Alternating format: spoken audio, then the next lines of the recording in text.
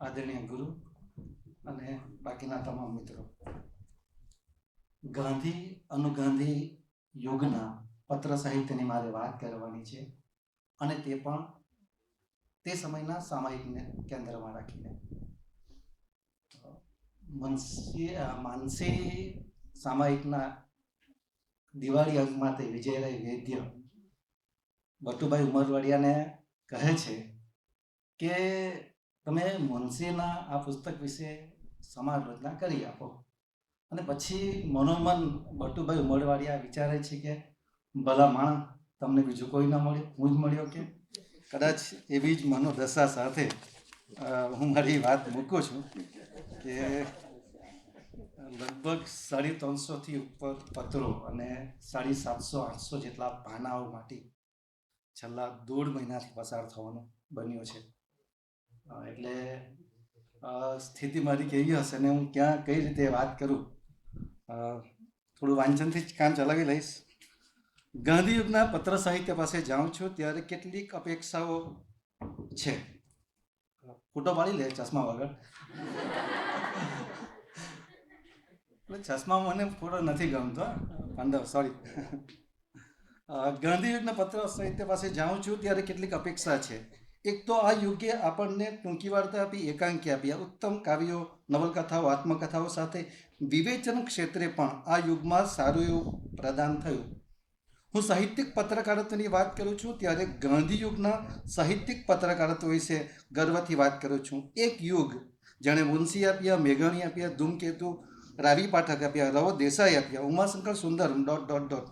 જન સામાન્ય પર જ્યાં ગાંધીનો પ્રભાવ રહ્યો છે તે આ ગાંધી યુગ અને એની સાથે જોડાયેલા અનુગાંધી યુગનું પત્ર સાહિત્ય કેવું હશે એ વિચાર સાથે કેટલાક ગુજરાતી સાહિત્યિક સામાયિકના પાના ફેરવું છું.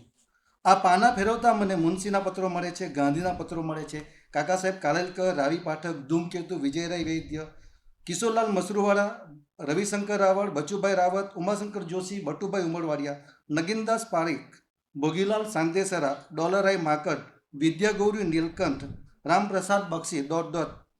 ઉપરાંત પંડિત યુગમાં આગવી ઓળખ ધરાવતા કાંત કલાપીના પત્રો પણ મળે છે. મણિલાલ નભુભાઈને લખેલા પત્રો પણ મળે છે. તો નરસિંહરાવ દિવેટિયા, ખબરદાર, આનંદ શંકર ધ્રુવના પત્રો છે. બકર ઠાકોરના તો ઘણા પત્રો છે.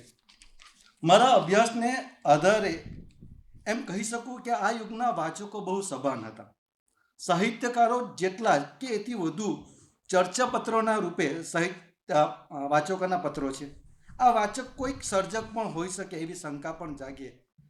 આ પત્રોમાં લિખિતન ન, લિખિતન અ, લિખિતન ક્ષ, લિખિતન વી ઇંગ્લિશમાં, લિખિતન રામ, સરયુ, વાચક, સાહિત્ય વાચક, સેવક, સાહિત્ય સેવક, સાહિત્ય રસિક સેવક, પ્રતાપ કે એવા નામોથી પત્રો લખાયા છે. પથિક, પ્રમથ, દિનાને, ગુપ્તચર, ઝુકાનેવાલા એ કોઈ ઉપનામથી લખેલા પત્રો લાગે છે.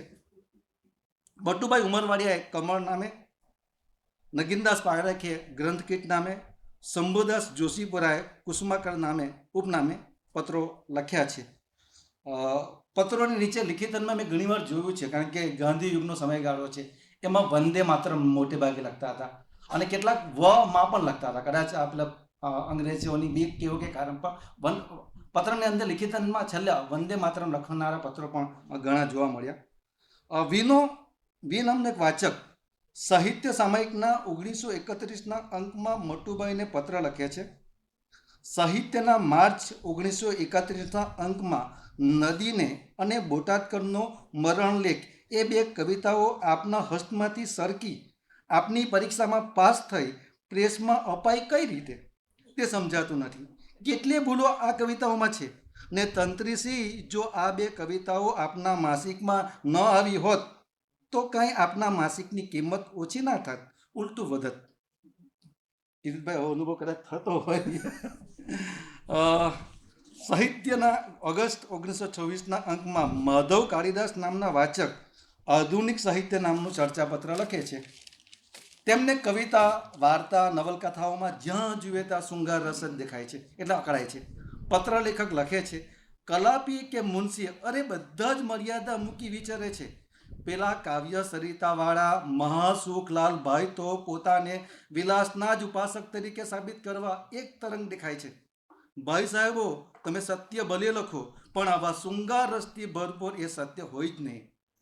સાહિત્ય અને સર્જકોને કેન્દ્રમાં રાખી લખાયેલા આ ચર્ચાપત્રમાં ચર્ચાપત્રની હિંમત તો જુઓ. હાલના લેખકો ખરાબ સત્યને પણ સ્વયંસિદ્ધ સત્ય ન હોય એમ આંખ મીચીને કલમ ધસડીએ જાય છે. લેખકો, તમારી કલમને થોભાવો. તમારી કલમમાં કલમપણું નથી રહ્યું, ઝાડુપણું ઘૂસી ગયું છે. તેને જુઓ અને સાફ કરો. લેખકો ફરિયાદ કરે છે કે પ્રજામાં આત્મબળ અને શરીરબળ ઘટી ગયું છે, પણ એ ઘટાડનાર તો લેખકો તમે પોતે જ છો. આમ આ સમયનો વાચક પણ આ હદે ચર્ચાપત્રો લખતો હતો. તંત્રી સંપાદકો પણ છાપતા હતા. સજાગ વાચક કહી શકે છે કે ક્યાં સુધી તમે અમને કલ્પના તરંગ શૃંગારસથી સબર સાહિત્ય પીરસતા રહેશો. કડવું સત્ય પણ ભાવ ગીતતા હતા, અને કદાચ એટલે જ આપણને કવિતાને કેમ ગમે, ગણ થાવ, જઠરાગ્નિ જેવી કવિતાઓ મળી હશે. સાહિત્યના ફેબ્રુઆરી 1923ના અંકમાં પત્રલેખક પથિક લખે છે, પ્રજાનો સામાન્ય આક્ષેપ એ છે કે પ્રથમ પંક્તિના માસિકો અને પત્રોમાં ઘણી ભાગે નિર્માલ્ય લેખો જોવામાં આવે છે. જે આકર્ષક ગણી શકાય એવા લેખો પણ થોડાક સમય માટે જ આનંદ આપી શકે તેવા હોય છે. પત્રલેખક સૂચન પણ કરે છે કે તમામ સામયિકોમાંથી વર્ષને અંતે ઉત્તમ પદ્ય ગદ્યનું એક વાર્ષિક સંપાદન કરવામાં આવે. સાહિત્યના જાન્યુઆરી 1931ના અંકમાં અંબાલાલ નામનો એક વાચક ચર્ચાપત્ર લખે છે, સત્યાગ્રહ અને સાહિત્ય. આ શીર્ષક વાંચ્યું ત્યારે મને એવું લાગ્યું કે ગાંધી યુગ છે એટલે કદાચ એની વાત હશે, સત્યાગ્રહની વાત હશે. પણ પત્ર જુઓ. એમનું માનવું છે કે સર્જકો અસહકારની ચળવળમાં જોડાયેલા હોવાથી એની અસર સાહિત્ય પર પડી છે. તંત્રીને સંબોધીને લખે છે, અસહકારની ચળવળે સાહિત્ય ઉપર ખરેખર અસર કરી છે અને સાહિત્યમાં ઓટ આવી છે એ ખરું, પરંતુ સાહિત્ય સામાયિકમાં નિર્માલ્ય સાહિત્ય તમે પાના ભરવા છાપી મારો એ ઈચ્છવા યોગ્ય નથી. સાહિત્યના વાચકો ગટર ક્લાસ લેખોને ભાગ્ય જ આવકારે. કૌમુદીના સપ્ટેમ્બર 1935ના અંકમાં રમણી ત્રિવેદી નામના વાચક તંત્રીને લખે છે. એમનો પ્રશ્ન એવો છે કે લોકો સામાયિકનું લવાજમ શા માટે ભળે છે? તંત્રી સંપાદકોએ પોતાની વ્યક્તિગત વિમર્શનોને વાચક પર લાદી ન દેવી જોઈએ. માનસીના બળેવ અંકમાં ધ્વનિ વિભાગમાં પ્રકટ થયેલા પત્રકારત્વ વિશેના એક લેખને આ ચર્ચાપત્રી એક ભૂલ અને ખેદજનક સુરુચિભંગનો નમૂનો કહે છે. પત્રલેખકને આ લેખમાં વિજયરાય વૈદ્યનો બળાપો લાગે છે. વળી તેઓ આ લેખમાંની ભાષા અંગે પણ પ્રશ્ન કરે છે. લખે છે, પત્રકારત્વ લેખનું ઝીણવટભર્યું વાંચન બતાવે છે કે આખાએ લખાણમાં કૌમુદીના અધ્યતંત્રીનો કૌમુદી ફોબિયા તરવરી રહ્યો છે. એ જ મનોદશા માનસીના પૃષ્ઠો પર પણ ડોકાયા કરી રહી છે. કેટલી સહજતાથી આ પત્રો લખી શકતા અને તંત્રી છાપતા હતા. અને ખરેખર તો હું તો તંત્રી સંપાદકોને પણ દાદ આપું કે આ પ્રકારના પત્રો, કે વિજયરાય વૈદ્યનું તે સમયે સાહિત્યિક પત્રકારત્વ ક્ષેત્રે જબરજસ્ત મૂલ્યવાન હતું. થોડાક જુદા પ્રકારના એ પણ છે. હું શરૂઆતમાં વાચકોના પત્રની વાત કરીશ, પછી હું આગળ વધીશ. સાહિત્યના જાન્યુઆરી 1925ના અંકમાં ઉગતા તારા નામનો લેખ પ્રસિદ્ધ થાય છે અને પછી તો વાચકો તૂટી પડે છે. ફેબ્રુઆરી 1925ના અંકમાં નાનાભાઈ પટેલ નામના વાચક લખે છે, રવિશંકર રાવળ, વિજયરાય વૈદ્ય, બટુભાઈ ઉમરવાડિયા, દેવરસિંહ પરમાર વર્ષોથી લખતા આવ્યા છે. એ ક્યારે ઉગતા તારા થઈ ગયા? સૂરજ સવારે ઉગે તો એને ઉગતો સૂરજ કહેવાય, પણ 10-11 વાગે ઉગે તો તેને ઉગતો સૂરજ કહેવાય? પછી તંત્રીને સંબોધીને લખે કે, બહુ મજાનું વાત કરે છે, પછી તંત્રીને સંબોધીને લખે કે સાહિત્યમાં લેખ છાપતા પહેલા આટલું આપના ધ્યાન પણ ન આવ્યું.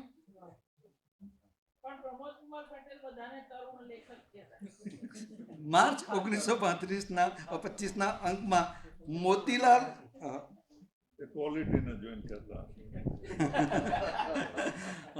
એ બધી વાતો પણ થોડીક આવે છે અંદર.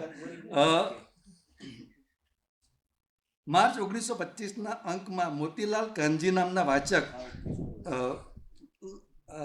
લખે છે કે શીર્ષક વાંચતા એટલે ઉગતા તારા શીર્ષક વાંચતા તો મને લાગ્યું કે આકાશમાં ઉગતા તારા વિશે કંઈક જાણવા મળશે, પણ વાંચ્યું તો વિદ્વાનોનો પરિચય અને એમના સેવા વિશેનો ઉલ્લેખ હતો. આ જ અંકમાં એક બીજા વાચક જગજીવન પાઠક લખે છે કે આ ઉગતા તારા વિશે વાંચીને કોઈકને એમ પણ લાગ્યું હશે કે અમે ઉગતા તારાની નામાવલીમાં ન આવી શકીએ, બસ અમારું આટલું જ મૂળ. આમ વાચક લેખની ટીકા સાથે ઠેકડી ઉડાડવાના પણ છોડતા નહોતા. ફરી સંપાદકો પણ ડાયા હતા, એ બધાને સ્થાન આપતા હતા. આ એક પત્ર વાંચ્યો છે, બહુ મજાનો છે. 1930ના સમયગાળામાં સાહિત્યમાં બદલાવ આવ્યો હશે. આપણે હમણાં નવી શિક્ષણ નીતિની વાત કરીએ છીએ, કંઈક નવી શિક્ષણ નીતિ જેવું જ કંઈક હશે. બધું જ નવું આવ્યું. એક શિક્ષક 1930ના સપ્ટેમ્બરના કૌમુદી અંકમાં તંત્રીસીને પત્ર લખે છે, નવા પાઠ્યક્રમો આવ્યા, નવી વાતો આવી, નવી નીતિઓ આવી, નવા ચિત્રો આવ્યા. એ બધું ભણાવવા જતાં બધું નવું નવું લાગે છે, કંઈ સમજાતું નથી. પછી મહેતાજી દાદ માંગવા ડેપ્યુટી સાહેબ પાસે જાય છે અને પછી પત્ર લખે છે કે ડેપ્યુટી સાહેબ પાસે ગયા. ડેપ્યુટી સાહેબે કહ્યું કે માસ્તર, આ બધું તો નવું જ છે, એનું કંઈ નહીં, પણ મુશ્કેલી તો એ છે કે તમે જૂના છો, તેની મુશ્કેલી છે. હવે વિજયરાય વૈદ્યને સંબોધીને મહેતાજી લખીએ છે કે હવે આ ઘટપણમાં હું ક્યાં નવો થવા જાઉં એ તમે બતાવશો. એટલે આ સમયગાળાના સંદર્ભમાં આ પ્રકારની વાતો પણ એટલે બહુ હળવાશથી લેવાતી હતી. કહેવાનો મતલબ એ છે કે આક્રમક પત્રોની સાથે હળવી શૈલીના પત્રો પણ અહીં સ્થાન પામતા. ગાંધી યુગના પત્ર સાહિત્યમાંથી પસાર થયો છું, મને અનેક વિષયો મળ્યા છે. એટલે વિષય વૈવિધ્ય ઘણું બધું છે. માત્ર વિદ્યાર્થીઓ અમારી વાત ધ્યાનથી સાંભળજો. માત્ર સાહિત્ય વિશેના પત્રોની વાત કરીએ તો પત્ર દ્વારા વિવેચન છે, કૃતિલક્ષી સમીક્ષા છે, સર્જક વ્યક્તિત્વનો પરિચય છે, સર્જક સાહિત્યના પ્રવાહની વાતો છે, જૂના સાહિત્ય અને આધુનિક સાહિત્યની વાતો છે, જૂના ગુજરાતી દુહા, જૂના ગુજરાતી સાહિત્યમાં ગુજરાતીનું નામકરણ, ગુજરાતી લિપિ વિચાર, વ્યાકરણ વિચાર, સોનેટ, લિંગ વિચાર, ભાષા વિવેક વિશેના પત્રો પણ છે. ભવાઈ, સિનેમા, દેશીય અને શિષ્ટ નૃત્યના પત્રો પણ છે. અનુગાંધી યુગના સાહિત્યમાં સાહિત્ય કેન્દ્રી પત્ર સાહિત્ય વિશેના શીર્ષક હેઠળ કોઈ કે કામ કરવું હોય તો ઘણું બધું છે અને મારી પાસે ઉપલબ્ધ છે. એટલે અને એમાં પણ સાહિત્ય નામધારી સામાયિકમાં તો પુષ્કળ છે. અહીં સાહિત્ય સંમેલનના પત્રો પણ છે.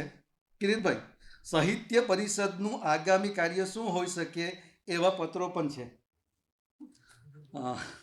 સાથે હવે પછીનો નરેશભાઈ, હવે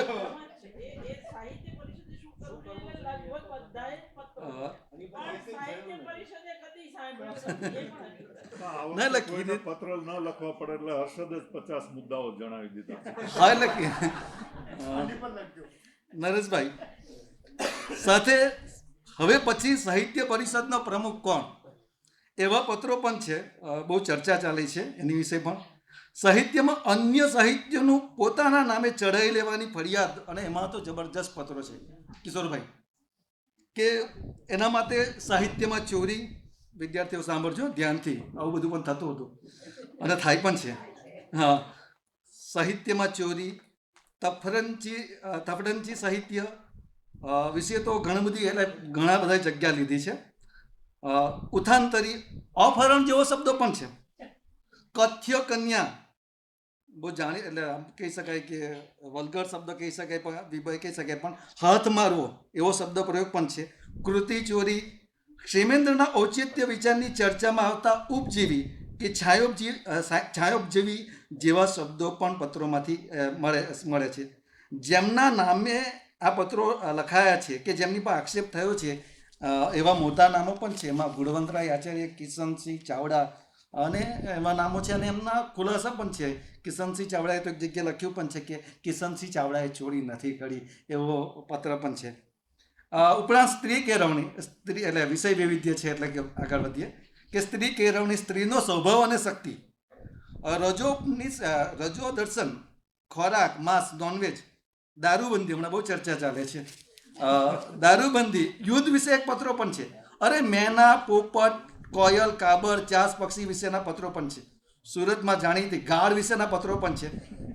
સંદાસ સાહિત્ય એના વિશે પણ છે. રજો દર્શન અને સંતતિ નિયમન વિશે બાપાલાલ વૈદનો પત્ર ખરેખર વાંચવા જેવા છે.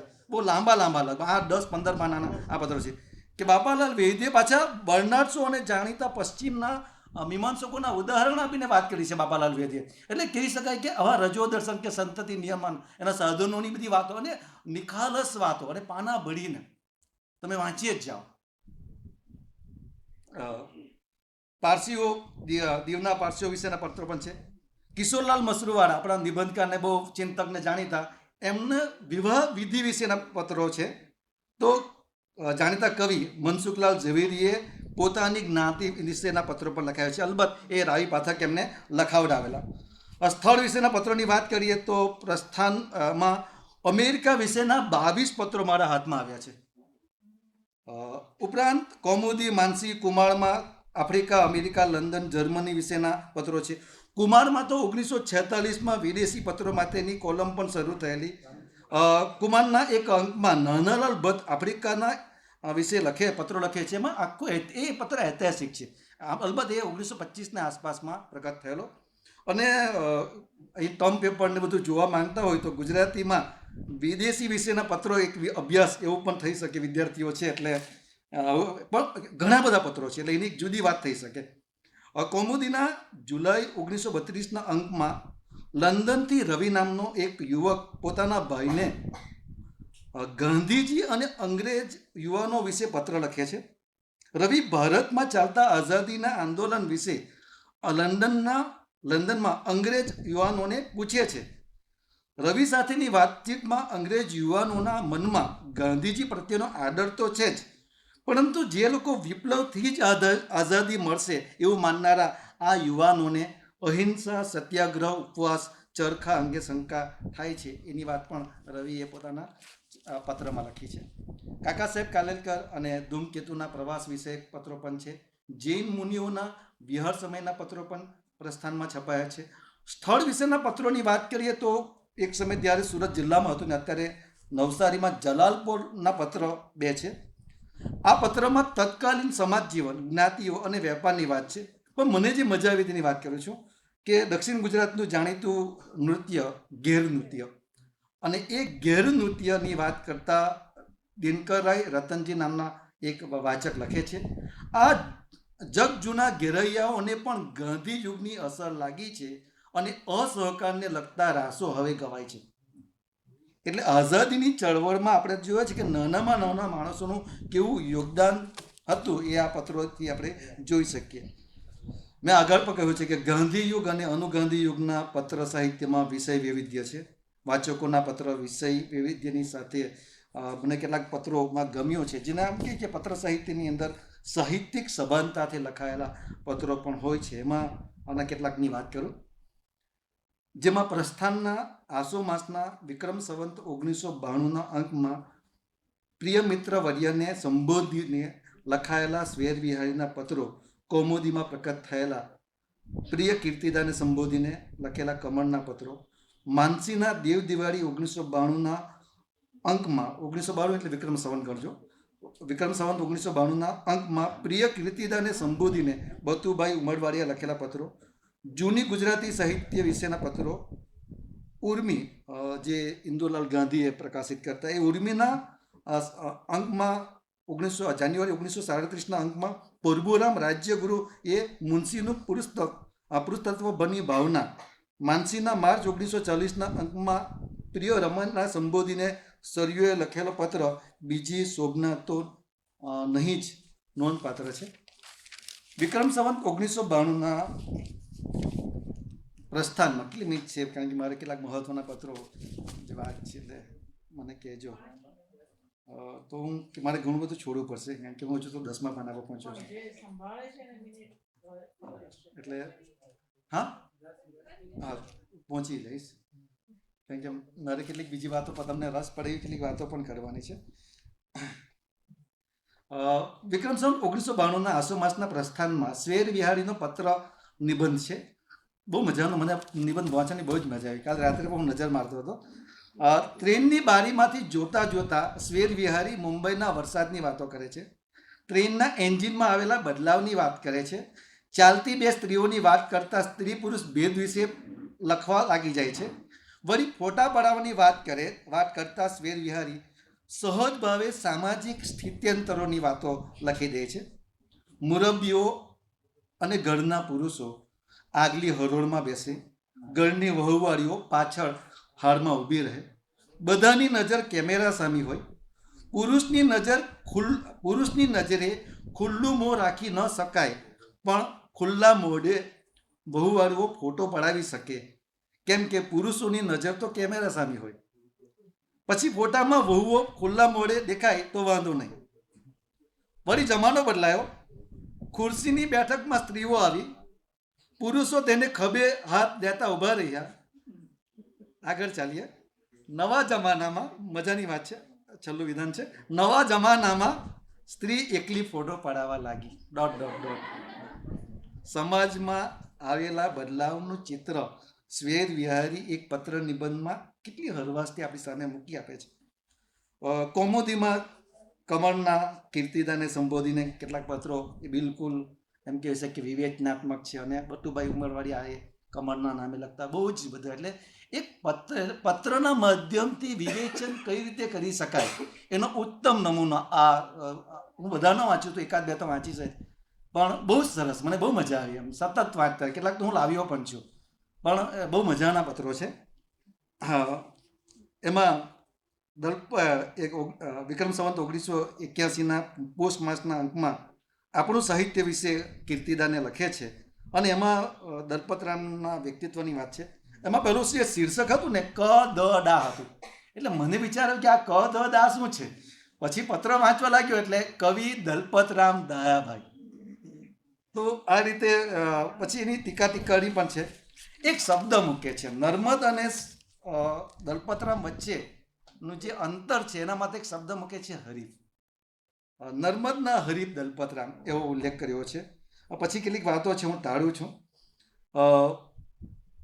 કૌમુદી વિક્રમ સંવત 1981ના અષાઢ માસના અંકમાં કમળ કીર્તિદાને સંબોધીને સમકાલીન સાહિત્ય પ્રવાહની વાતો લખે છે. અહીં હનો પ્રક્ષેપ આપણે જોઈ શકશું. તમને યાદ હશે કે મેં એકવાર કહ્યું હતું કે સંસારમાંથી સુંદર સ્ત્રીઓ અને સાહિત્યમાંથી સુંદર કાવ્યો કમનસીબે ઓછા થતા જાય છે. પણ હમણાં જોયેલી થોડી છોકરીઓ અને વાંચેલા થોડા કાવ્યો આ બાબતને જૂઠી પાડે છે. હમણાં કેટલીક કવિતાઓ સુંદર આવી છે, ત્યારે વાર્તાઓ બધી નિરાશાજનક છે. ઘણું ખરું બધી વહાલીઓની વાર્તાઓ છે. આમ છે કારણ કે ગુજરાતમાં વહાલા વાલીઓ ઓછા છે, એટલે જીવનમાં ન મેળવેલું લોક અભિલાષામાં સાહિત્યમાં મેળવવા પ્રયત્ન કરે છે. આ પણ એક વિવેચનાત્મક પત્ર છે, કારણ કે એમાં નરસિંહરાવ દિવેતિયા છે ને, તે હરિલાલ ધ્રુવ, ભીમરાવ અને કે બાલાશંકરને ગુજરાત સાહિત્યના સૂર્યકારના જન્મ આપ્યો એવું કહે છે, પણ એનો જબરદસ્ત વિરોધ કરે છે કે નવા યુગના મુખ્ય લક્ષણો તો નર્મદની કવિતાથી શરૂ થયા હતા. અને નર્મદની કવિતા વિશે લખે છે કે ગુમતો દૂર કરી સ્વતંત્ર થઈ ઘર બહાર જનારી સ્ત્રી એટલે નર્મદની કવિતા. તો આ પ્રકારનું વિધાન પણ મળે. જેત 1981ના અંકમાં કલાપીના કાવ્યત્વની વાત પણ અંદર આવે છે. પણ હળવો એક પ્રસંગ હું અંદર કહું છું. પત્રલેખક લખે છે કીર્તિદાને કે એકવાર એક જણે મને પૂછ્યું, હનો પ્રક્ષેપની વાત આવી, કે મને પૂછ્યું કે તમને કલાપી ગમે? મેં કહ્યું કે હા, હું કલાપીનો ચાહક છું. તેમણે પૂછ્યું તેની શૈલી ઉત્તમ છે નહીં? મેં કહ્યું કોઈ ઠેકાણે કાચી છે, કોઈ ક્યાંક ક્લિષ્ટ છે, અને અપવાદોને બાદ કરતા એ સાધારણ વર્ગની છે. તે માણસ હજી પણ મને એટલે કે પત્ર લેખકને ચક્રમ ગણે છે. પત્ર લેખકે વાત ભલે હરવાસથી લખી પણ એમાં કેટલાક ગંભીર મુદ્દાઓ છે અને સમાલોચકનો જીવ જે છે એ કમળમાં દેખાય છે. એક પત્રની અંદર આમાં જ કૌમુદીમાં જ એક પત્ર છે વિક્રમ સંવત 1981ના પોષ માસમાં, અને એ રૂપશંકર ઓઝાનો પત્ર છે. એ વિજયરાય વૈદ્યને લખ્યો છે અને એ પત્રની અંદર આ રૂપશંકર ઓઝા છે એ કલાપીને બહુ નિકટ હતા અને એ કલાપીનું નામ કલાપી નહીં પણ મધુરવ, અને મધુરવનો ગુંજારવ એ એક રીતે નામે પ્રકટ કરવા માંગતા હતા.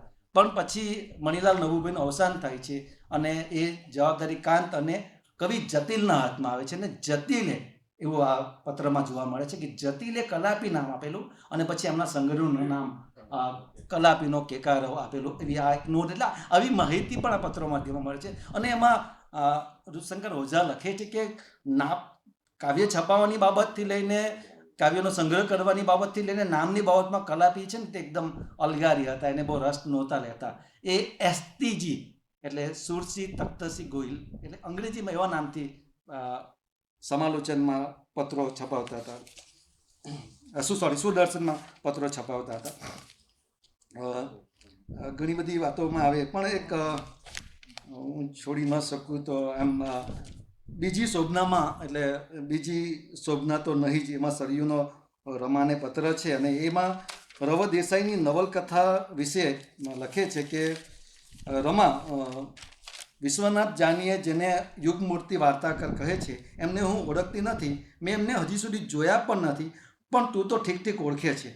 એમને તું એટલું કહેજે કે ભાઈ ફરી વાર્તા લખો તો બીજી સ્નેહયજ્ઞ કોકિલા દિવ્ય ચક્ષુ લખજો, બીજી પૂર્ણિમાનું સર્જન પદ અમે સત્કારીશું, પણ હવે બીજી શોભના ન લખશો. એટલે આવો મિજાજ પણ હતો એટલે આ પ્રકારનું લખી શકતા.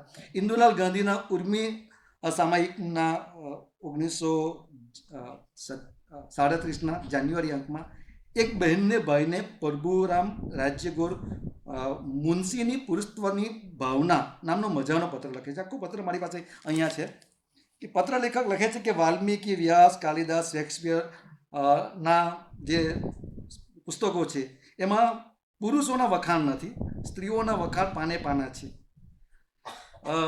અને એટલે સુધી કહે છે કે અરે જો જગત સાહિત્યમાંથી સ્ત્રીઓ જેવી વસ્તુઓ લઈ લેવામાં આવે તો સાહિત્ય નિર્જીવ બની જાય, એટલે સુધી લખે છે. પછી કહે છે કે મુનશીના પુરુષ પાત્ર બરાબર મજાના છે. એટલે કહે છે કે આમ બધા લેખકોની માફક મુનશીના સ્ત્રી પાત્રો ભવ્ય અનુપમ છે, પણ સહેજ ઊંડો દૃષ્ટિપાત કરીએ તો મુનશીમાં એક બીજી વસ્તુ તરત માલુમ પડે છે. તેને મન સ્ત્રીત્વ કરતાં પણ પુરુષત્વ શ્રેષ્ઠ છે, મહાન છે, અનુપમ છે. પછી તો પત્રલેખક પૂરા વિશ્વાસ સાથે ઘણા દૃષ્ટાંત છે પણ ઘણા એક દૃષ્ટાંત આપે છે. કાકાની શશીના સંદર્ભમાં લખે છે, ધ્યાનથી સાંભળજો. અને કાકાની શશીમાં શશી લેખા બહુ ઠેકડા મારે છે, પુરુષને ધુતકારે એટલા ધુતકારે છે પણ અંતે કાકાની કાકી થવામાં જ એના ઠેકડાઓને અંત આવે છે.